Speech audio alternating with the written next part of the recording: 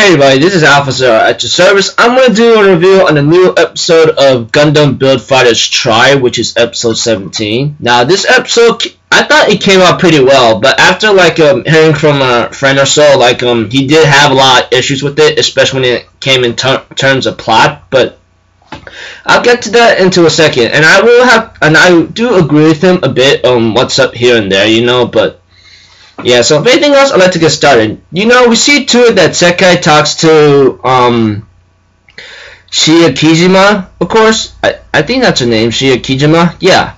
She is saying hey, here and there, talking, having fun, and even Hoshino Fumina is still talking, and no, well, not talking, but spying on them or eavesdropping. She doesn't, and I just go God dang it, she's just mad and jealous about things here and there. And before Hoshino Fumina wants to come out after Shia says, hey, how about you and I build a gun plot together, or you could use one of mine, maybe things get a little cool here and there. But Sekai says, I have my tribe burning though, that's enough for me, and of course, Kijima Shia might be flirtious, but I still like her, I'm not gonna lie. But in terms of what was going on, Hoshino Fumina was about to come in, but Gyamko comes out, and then she ends up being here and there, and I just go girl, you're out of the picture, alright? Get out of here, alright? You don't stand a chance against her.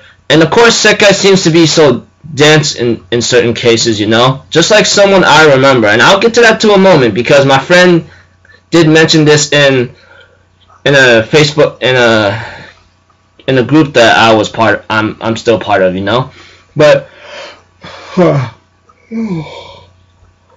dang, I'm kind of tired right now. I woke up 4 a.m. to actually watch this, while my other friend woke up at 3 the moment it came out, etc. But just by seeing what was going on, the boys that's pretty much going to be the next round for Tri-Fighters, that's from a Gunpla Academy. No, that's from an academy that I've forgotten its name about. They end up being a little arrogant about what was going on. They go oh, you better pack your things and getting ready to leave, Sekai. You seem like you're just flirting with some girls. And I go dude, I hate arrogant punk a-holes like you, because the moment you try to say something like you're gonna say you're gonna win but you end up losing, that is your freaking downfall, because a-holes like you don't really have a shot or stand a chance, to be honest with you. I'm just being literal right now. Not to be an a-hole myself, but I don't like arrogant punk A's like you, okay? And of course, Hoshino Fumina ends up talking to Sekai and Yuma, and Yuma was about to explain to Sekai, dude, she's pretty much very envious about and then Fumina's can you not talk about this calmly, okay? And etc. And Rao ends up talking to Sekai, Fumina, and Yuma about the match tomorrow, and they told him to be careful, because the moment you fight because these opponents are good at using tactics, And this reminds me a lot of the Renato brothers. If you guys watch season 1, those two pretty much use tactics against the Meijing, if I remember correctly. If you guys watch the first season of Gundam Build Fighters, you know what I'm getting at. And so far to it, when the match started the next day, oh man, it's starting to get a little hectic here and there. And just by looking at it, the match is pretty much in a mansion, and this is one of the major issues that my friend brought up. I read it and I understood his viewpoint, And I'll get to that the moment I'm finished with this review. And let's see here. Of course, after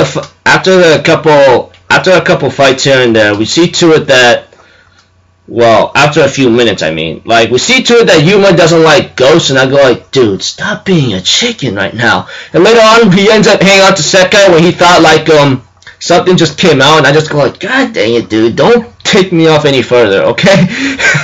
And later on, they end up falling for a trap, which is one of the tactics, really sneaky tactics, and Hoshino Fumina gets separated from Sekai and Yuma, and that's when things got a little more crazy.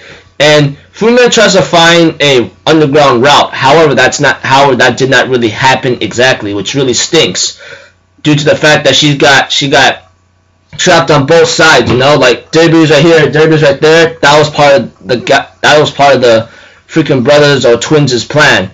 And when Sekai and Yuma end up trying to fight the other two, along with the third one that just came out, they end up having trouble.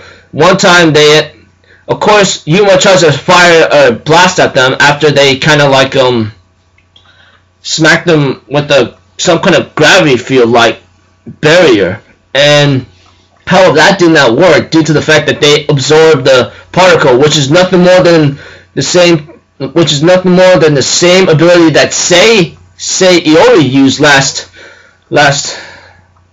season. And I go like, oh boy, but they warned them this is the more advanced version though, compared to what Sei used. This one's way advanced. This one's way more improved, and etc. Then Hoshino Fumina has to hurry up right now, and things got a little more crazy.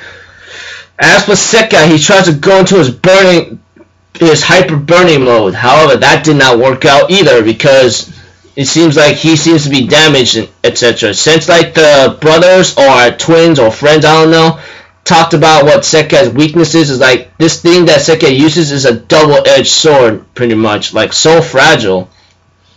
And I go like, oh boy, this is pretty much like here and there. I forgot to mention that, like, there's some kind of system with Sekai and the Burning Gundam that's been combined that I forgot to name out. I apologize. And Hoshino Fumina managed to get out, and later on managed to stop their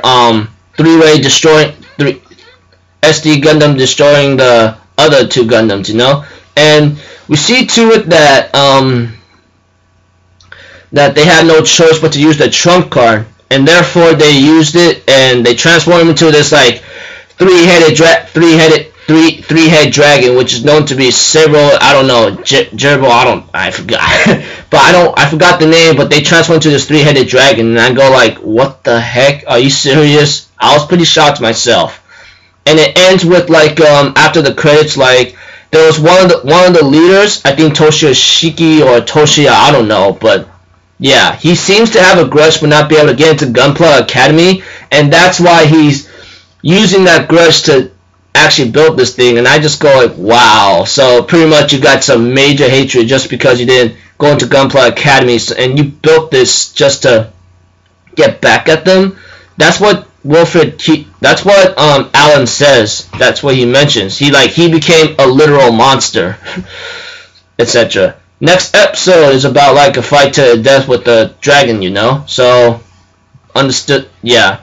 Now I'll get into the facts that my friend brought up, and I will agree with him. But at the same time, like I will try to like talk about that too. He did mention like that he hates it when Sekai's kind of dense and dull. He told me like this is like a reminder of Infinite Stratos, like Ichika Orimura. If you guys kept up that series or even watched it at all, he's like him. And then another thing too is like he hates the fact about some kind of fight in the mansion, because they could just literally blow it up and end the duel right there. I just go like, true, but you know, like for the mansion part, I can understand that fully, but honestly, like who knows how strong that mansion is, okay? Like sometimes like we don't really know. I don't even know myself, okay? I have to agree with him. He did bring up a lot of pacing problems and plot points here and there. And something about the damage to Sekai is even more stupid, and etc. You know, I do agree with some of the points he has right there. Sekai being dense, you know, and it reminds him of here and there, and then I named up the points already. I already told you about. So I do agree with him with some things here and there, but nothing's meant to go our way most of the time, you know. And in terms of plot, I don't really see much what was going on. Just like a battle, just like a straight up fight to the death battle, you know. And right now they're gonna go up. They're gonna freaking go on head against a three-headed dragon. I mean, of course, like I like the fact that he brings these kinds of these facts up, but I just see to it like yeah. But I have no words for it. You know, I can't. I do agree with them here and there, but at certain points, like there's nothing much can do about it. Okay, blow up the mansion. Like pretty simple as that, but some reason like I'd rather see to it like a real fight than just like a simplistic thing like that. I can understand like it may not progress the plot or the pacing stinks, you know, or it might have been slow, but I'd rather have it in a slow paced thing than a rush thing. Like I go like, okay, whatever, you know, I understand what's up here and there, but yeah. Those are my thoughts, you know, but letting you guys know what my friend had problems with, but I think I still had my enjoyment out of it, you know, despite like what he brought up, which is pretty much, I'm not gonna lie, I do agree with him here and there, but etc. Sometimes like it's like that. Anyways, she accused him all the way, okay, she's my favorite girl. Anyways, I'm gonna end it here, people. Looking forward to the next episode. I thought I still had my enjoyment out of it, except for my friend. He didn't like it, but I want to see like what these Tri-Fighters have, because I'm pretty sure like they might have some kind of trump card that could like beat the three-headed dragon. But I won't be surprised. I expected to let it show up later than right now, the next week's episode, but who knows? We're just gonna have to find out. So if anything else, I'm gonna end it here, people. Sorry for this review to come out long. I'm Alpha Zero. Have a good day, and I'll see you guys in my next video. All right, later. Peace out. Bye bye.